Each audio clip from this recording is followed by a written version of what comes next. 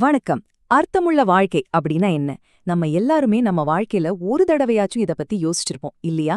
சரி, பல ஞான மூலங்கள்ல இருந்து சில முக்கியமான கருத்துக்களை எடுத்து அத ஒன்னா சேர்த்து ஒரு கட்டமைப்பா புரிஞ்சுக்க முயற்சி பண்ணலாம் வாங்க. அர்த்தமுள்ள வாழ்க்கைக்கான சூத்திரம் என்னவா இருக்கும்?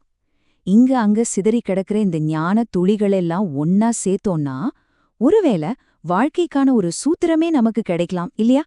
சரி வாங்க, இந்த தேடலை இப்போ ஆரம்பிக்கலாம். எந்த ஒரு பெரிய பயணமா இருந்தாலும் சரி, அது முதல் அடியில தாங்க தொடங்கும்.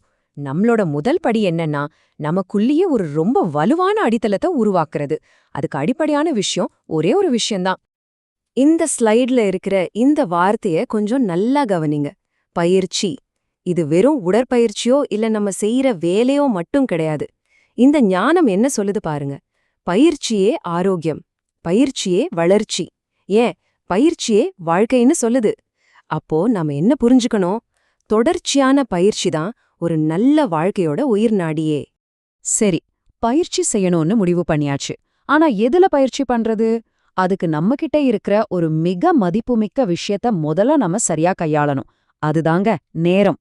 நேரத்தை மதிக்காம, திட்டமிடாம, அதுக்குன்னு நேரத்தை ஒதுக்காம எந்த பயிற்சியும் சாத்தியமே இல்ல. பாத்தீங்களா, இது எவ்வளவு அழகா எல்லாத்தையும் ஒன்னா இணைக்குதுன்னு. சரியான பயிற்சி எடுத்துக்கிட்டு நம்ம நேரத்தை சரியா பயன்படுத்தி ஒவ்வொரு நாளும் நம்ம முன்னேற்றத்தை கண்காணிச்சுக்கிட்டே வந்தா போதும். வெற்றி நிச்சயம். நம்ம இலக்க கண்டிப்பா அடைஞ்சே தீருவோம். இதுதாங்க முதல் படி. சரி, நமக்குள்ள ஒரு அடித்தளத்தை இப்ப போட்டாச்சு. இப்போ அடுத்த கட்டத்துக்கு போகலாம். நமக்கு வெளிய, அதாவது இந்த உலகத்தோடையும் மத்தவங்களோடையும் எப்படி அர்த்தமுள்ள உறவுகளை வளர்த்துக்கிறதுன்னு பார்க்கலாம் வாங்க. இந்த ஸ்லைட்ல இருக்கிற ஒப்பீடு உண்மையிலேயே ரொம்ப சக்தி வாய்ந்த ஒரு உருவகம். சில இடங்கள்ல பாத்தீங்கன்னா அது ஒரு உணவு சங்கிலி மாதிரி இருக்கும். அங்க ஒவ்வொருத்தரும் அடுத்தவங்கள மிதிச்சு எப்படியாவது உயிர் பழைக்க போராடுவாங்க. ஆனா சில இடங்கள் ஒரு சுற்றுச்சூழல் அமைப்பு மாதிரி இருக்கும். அங்க ஒருத்தரோட வளர்ச்சி இன்னொருத்தரோட வளர்ச்சிக்கு உதவியா இருக்கும். அதாவது எல்லோரும் சேர்ந்து வளருவாங்க. யோசிச்சு பாருங்க, நீங்க எந்த மாதிரி ஒரு இடத்துல இருக்க விரும்புவீங்க? சரி, இந்த ஆஃபீஸ் வேலைன்னு இருக்கிற உறவுகளை தாண்டி நம்மளோட தனிப்பட்ட உறவுகளுக்கு வருவோம். ஒரு நீண்ட கால பந்தம் எப்படி உருவாகுது? இந்த மேற்கோள் என்ன சொல்லுதுன்னா, அதுக்கு ரெண்டே விஷயம்தான் முக்கியம். ஒன்னு பரஸ்பர புரிதல், இன்னொன்னு ஒருத்தர் செய்யற சின்ன சின்ன தவறுகளை மன்னிச்சு ஏத்துக்கிறது. இதுலதாங்க அந்த பந்தமே வலுப்படுது. இதுக்கு பேருதான் நன்றி உணர்வு. உறவுகளோட இன்னொரு அசைக்க முடியாத தூண் இதுதாங்க. நமக்கு கஷ்டமான நேரத்துல யார் கை கொடுத்தாங்களோ, நம்ம மேல யார் அக்கறை காட்டுறாங்களோ அவங்கள நாம திரும்பவும் நல்லா பாத்துக்கணும். இதுதான் உறவுகளை உயிர்ப்பா வச்சிருக்கோம். ஓகே, இப்போ பயிற்சி, உறவுகள் இது ரெண்டுலயும் கவனம் செலுத்தியாச்சு. ஆனா இது எல்லாத்தையும் சரியா செய்யறதுக்கு ஒரு மனப்பான்மை வேணுமே. அந்த மனநிலை நம்மகிட்ட இருக்கா? அதை எப்படி உருவாக்குறதுன்னு இப்ப பார்க்கலாம். இங்க சொல்லியிருக்கிற விஷயம் ரொம்ப ஆழமானது. நம்ம வாழ்க்கையோட நோக்கமே ரெண்டே ரெண்டு தாங்க. ஒன்னு நாம கத்துக்கிறது, இன்னொன்னு மத்தவங்களுக்கு கத்துக் கொடுக்கறது. ஒரு விஷயம் சரி அப்படின்னா அத நாம கத்துக்கணும்.